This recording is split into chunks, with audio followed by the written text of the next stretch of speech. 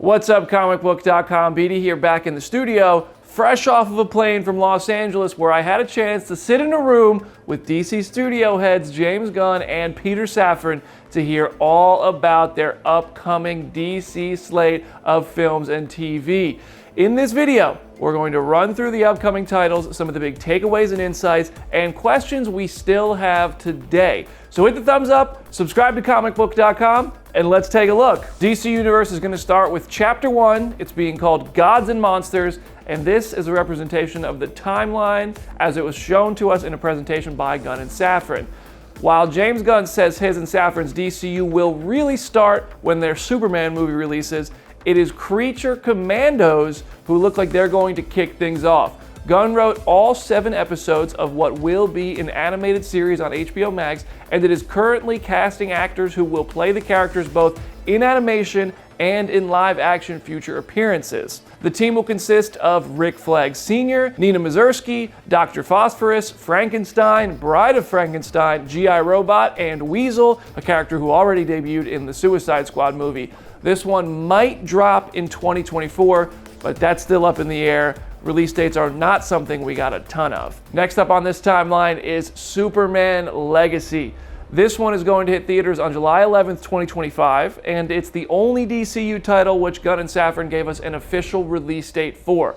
Gunn is writing the Superman movie, and he and Safran both want to see him direct this, but he's not quite sure if running the studio will allow him to give the full focus required to direct a movie like this for several months, so that's still TBD.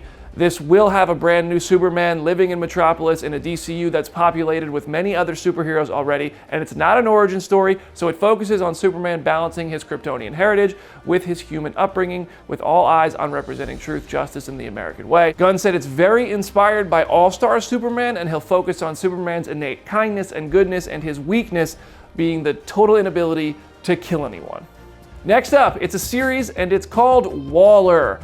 This one is going to bring Viola Davis back as Amanda Waller, and it's being described as a bridge between Peacemaker Season 1 and Peacemaker Season 2, in part because Gunn has been so busy that he hasn't had time to write Peacemaker Season 2 yet. Crystal Henry, who wrote Watchmen, and Jeremy Carver, who created Doom Patrol, are writing this one, and it will also feature other members of the team seen in Peacemaker Season 1. The next one on our list is a movie, The Authority.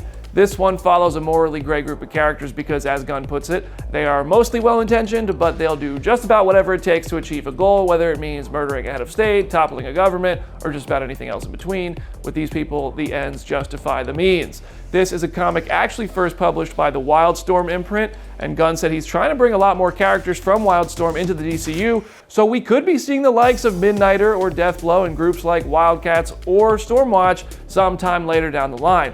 Now it's on to another HBO series in the form of Booster Gold. Safran described Booster Gold as a loser from the future who uses his basic future technology to come back to today and pretend to be a superhero. Gunn said it's going to be a real character study, and they are talking to an actor for the part right now, but it's not locked in yet, and they wouldn't tell us who that is. Next will be another movie, The Brave and the Bold, a Batman story based on Grant Morrison's comic book run. A new actor will be cast as Batman. Ben Affleck is done with the part. Damian Wayne will be in the film as Bruce's son, and Gunn describes him as a little son of a bee, only he didn't say bee, and quote, Batman's actual son, who we didn't know existed for the first 8 to 10 years of his life. He was raised as a little murderer and assassin, end quote. They did promise other members of the Bat family will be in this movie, but they didn't tell us if Dick Grayson is going to be one of those characters just yet. Some secrets still being kept. Up next, we've got Lanterns. This one is going to follow 2 Green Lanterns, Hal Jordan and John Stewart, in what the duo described as a true detective-like mystery, and Gunn says it's a story where we find this ancient horror on Earth, and these guys are basically super cops on Precinct Earth. Next up, we have another movie, Supergirl, Woman of Tomorrow. This is based on Tom King's comic by the same name, and King has been working with Gunn and Safran on this film and other titles. Gunn explains that this Supergirl will be a version of the character who didn't come to Earth like Superman to become Clark Kent and be raised in that sort of environment, but spent 14 years on a piece of Krypton watching everyone around her die, describing her as a harsher and more fricked up version of her than we're used to seeing, only he didn't say fricked. It's also unclear who's going to play Supergirl so far, whether they use the same actress from The Flash or not. That's to be decided. The last series we learned about was Paradise Lost, and this one is going to be set in Themyscira before the birth of Diana Prince. The duo described this one as a Game of Thrones-like saga that's going to help us understand the politics, culture, and more in the world where Wonder Woman is from. As for Gal Gadot, they've talked to her, and they don't know right now whether they're going to be working with her on Wonder Woman or future projects just yet. The final movie on the timeline that we heard about, Swamp Thing. All they gave us on this one is that it's going to explore the dark origins of Swamp Thing and be aesthetically quite different from the other projects, which is something they really want to pay attention to and seem to be priding themselves on.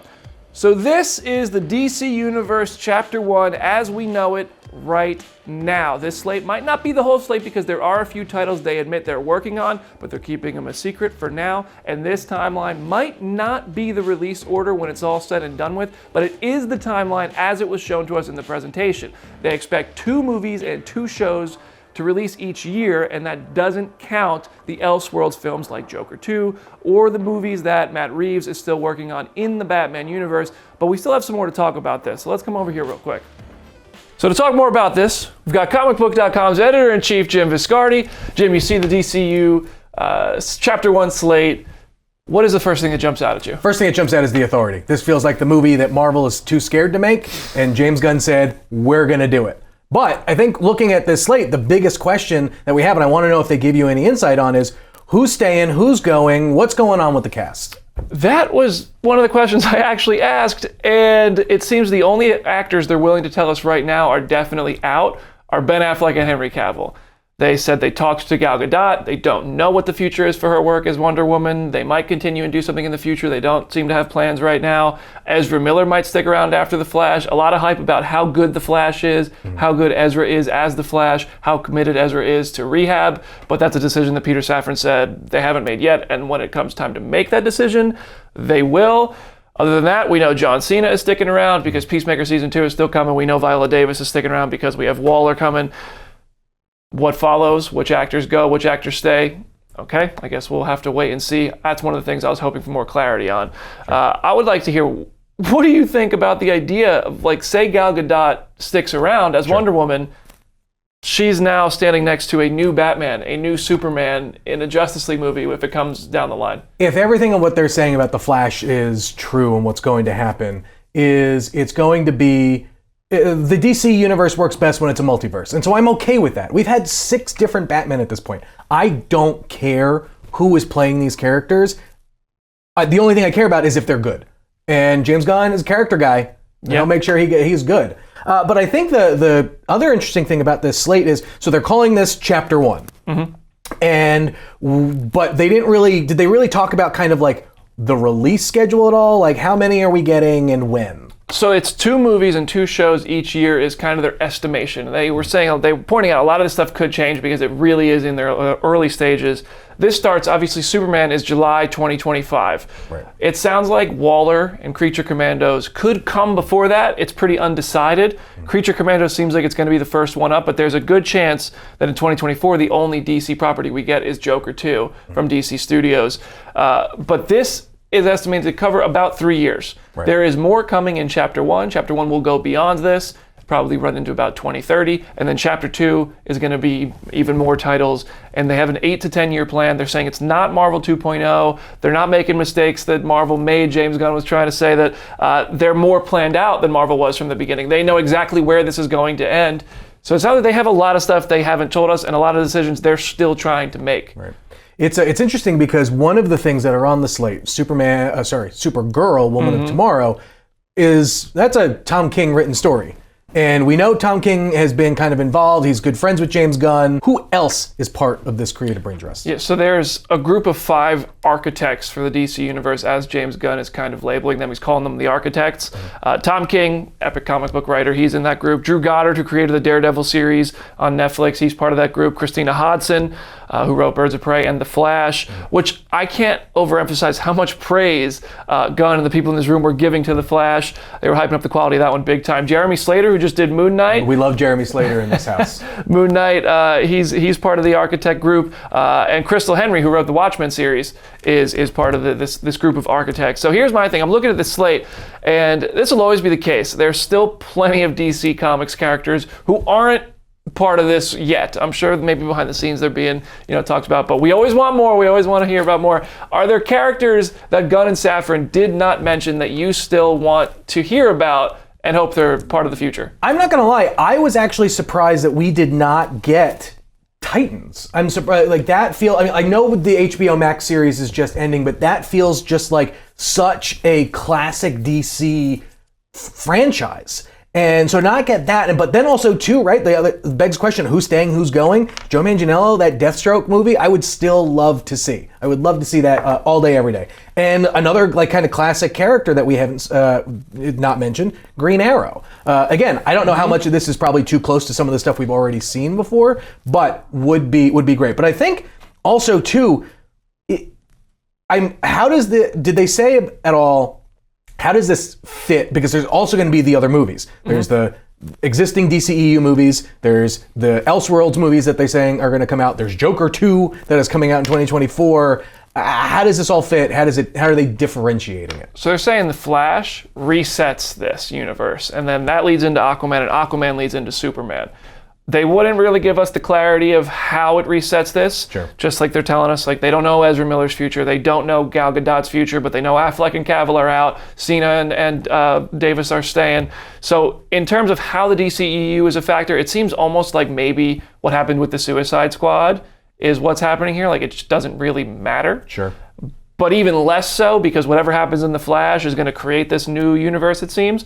I asked, did you have to change parts of The Flash to set this up better? And they said not really. We talked to Andy Muschietti quite a bit to make sure everything led into this, but it doesn't sound like they had too much input, too much to do to set this up. But then they also said that the Elseworld stuff, like Joker, like the Batman, they're trying to figure out how to market that this is all separate. They need the audience to know what Robert Pattinson's Batman is doing is separate. What Joaquin Phoenix's Joker is doing is separate. That's the adult fanfare. What's happening in Teen Titans Go, an animation that they call this like the kids animation, is all kind of this separate stuff, whereas everything they do as part of the DCU, which also includes video games. Like they gave an example of how there might be a Superman video game that bridges the gap from Superman Legacy into Supergirl, Woman of Tomorrow, to kind of feel it might be like a Krypton game or a crypto game. So they have a lot of work to do, it sounds, but one thing they emphasized is they want to clearly be able to market the separate universes and the multiverse of the DC world in film and video games as something moviegoers and audiences can clearly understand. And they also said one of these titles involves a multiverse. They didn't say which, but Peter Safran looked at this slate and he said there's some multiverse stuff going on right here. We just gotta see what it is. My money is definitely going to be on Booster Gold. But coming out of this, I mean, what's your overall feeling on the slate? I'm not overwhelmed and I'm not underwhelmed. I'm just kind of whelmed. I wanted more clarity on which actors are staying or going and how it all happens. I thought maybe we were just going to hear this is a total reboot. We are committed to something brand new. And the idea of keeping some of the leftovers from what James Gunn repetitively referred to as an effed up journey through DC Comics in movies to this point, I would have liked to just know a bit more concretely what's coming. This is all happening. We've been here before. We've seen this before. But I asked that question too. I said, how do you know you're going to do this? And James Gunn said, because I've done this before. He told his Guardians trilogy and we got to it. But I'm excited to hear more casting. I think that's when the excitement will really set in. Right. More directors, who's going to be the visionaries behind this. They want Gunn to direct Superman, but he doesn't know if he's going to have the time. So, I feel like Gunn, I don't think he bit off more than he can chew, but he's a man who loves to keep himself busy, and I'm glad he's going to have all of this to keep himself busy. Yep. But like for me, looking at this slate, like I said earlier, it's got something for everyone. It has your classic superhero stuff with the Batman Brave and the Bold, which is going to bring Damian in. Everyone loves Damian. It's going to have a classic Superman story. It's going to have something for the adults. It's going to have Authority, which feels like it may be a bit more mature, a bit more gory. Waller, they also said, is one of the titles that's going to be a bit more mature. But the one thing Gunn has never let me down on is with the characters he works on.